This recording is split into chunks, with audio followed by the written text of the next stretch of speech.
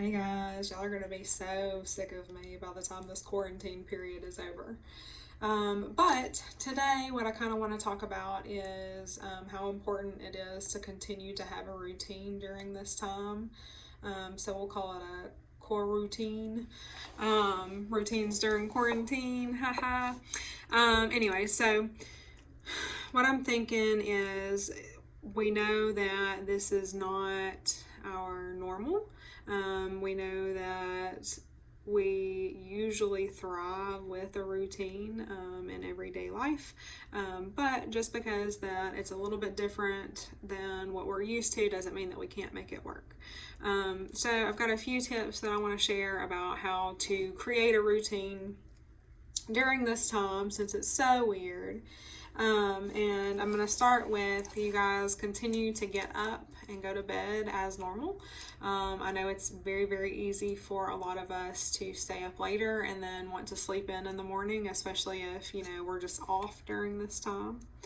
But I encourage you, get up your normal time, get in your shower, get dressed, get your makeup on, whatever you need to do for the day, even if you're not going anywhere.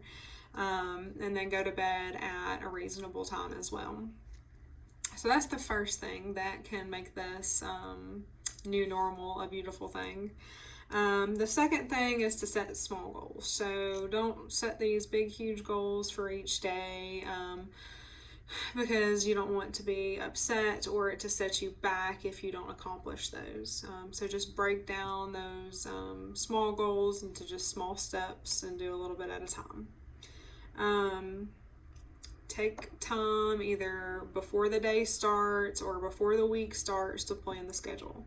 So it's going to take a little bit of time for you guys to plan a schedule, but it will be worth it. It will cause less stress in the long run if you create that schedule ahead of time. You know when you're supposed to do what, who you're supposed to talk to, who you're supposed to FaceTime, who you're supposed to video, whatever it is. And things will go a lot smoother. Everybody kind of has an expectation of how the day is going to go. There is no surprises or anything like that. You have to prepare or you're preparing to fail. So remember that. Find a dedicated space to work. Right now, I know that there is a lot of e-learning happening, so even for the kiddos, if there is a dedicated space that they can do their homework, if it's, in their room without distraction, or if it's at a kitchen table or, in a closet or, something like that, somewhere that they have a space that's quiet, that they can think, that there's not a lot of interruptions happening, and then the same for you. So especially right now, if you are a caregiver and you've got kiddos at home and you're caring for mom or dad, whomever else, you're in that sandwich generation is what we call it. If you typically work in an office setting or outside of the home, you guys coming into this, so now you're quarantined, you're having to work from home, having to be a teacher, all of these things, that can get quite stressful. So make sure you have a dedicated space for yourself so you can kind of focus on whatever you need to focus on for that time frame during that schedule. Eating at normal times. So this is kind of like going to bed at regular time and getting up at regular time. You've got to eat at your normal time. If you don't eat at your normal time, there's a lot of disadvantages to that, but you want to keep the same schedule as far as eating. So if you're used to eating your lunch at 11 a.m., eat your lunch at 11 a.m. If your kiddos are used to eating their lunch, at 10:30, have them kind of stay on that same schedule. Make sure that you put time in there for rest. Okay, so as a caregiver, you know how vital respite is, but more than ever, because you're home with everybody, your kiddos too, your care recipient, whomever it is that is in this household together, you guys are going to get sick of seeing each other. You're going to want to see a different face. It's very, very important for you guys to have time carved out for yourself. So whatever that looks like, if it's, you needing time to meditate, in your dedicated space, if it's screen time for the kiddos, if it's sitting on the front porch, whatever that looks like, make sure that you have respite scheduled during your day. This is a time for you guys to kind of relax, get ready for what's coming next, and then kind of prepare for your week as well. Since we're at home, it is easy for us to find all of these different projects that we've never had time to do. We kind of start picking those up, housekeeping, things like that. So with that many people in your house at a time, the house is probably going to get messy.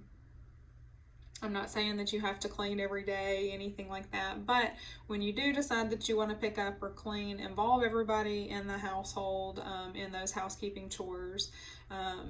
There are age-appropriate chores for everybody, ability, all of those things. Everybody can do something that can lend a hand in some way.